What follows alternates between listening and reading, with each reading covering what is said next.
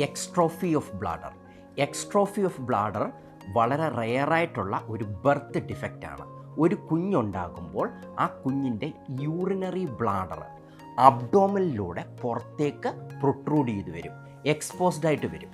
ഇതാണ് എക്സ്ട്രോഫി of bladder. എക്സ്ട്രോഫി of bladder ഉള്ള കുഞ്ഞുങ്ങൾക്ക് അവരുടെ ബ്ലാഡർ പ്രോപ്പറായിട്ട് ഫങ്ഷൻ ചെയ്യില്ല. ഓക്കെ, ആ ബ്ലാഡർ പ്രോപ്പറായിട്ട് യൂറിൻ സ്റ്റോർ ചെയ്യില്ല. അങ്ങനെ വരുമ്പോഴത്തേന് ഇത് പുറത്തേക്ക് യൂറിൻ പുറത്തേക്ക് ലീക്ക് ആകാനുള്ള ചാൻസ് ഉണ്ട്. എക്സ്ട്രോഫി ഓഫ് ബ്ലാഡർ എന്തുകൊണ്ടാണ് ഉണ്ടാകുന്നതെന്നുള്ളത് അൺനോൺ ആണ്.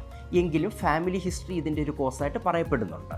ഈ കണ്ടീഷൻ അമ്മ പ്രഗ്നൻ്റ് ആയിരിക്കുന്ന സമയത്ത് തന്നെ അൾട്രാസൗണ്ട് പോലുള്ള സ്കാനിങ് ഒക്കെ ചെയ്യുന്ന സമയത്ത് ഐഡൻറ്റിഫൈ ചെയ്യാൻ സാധിക്കും.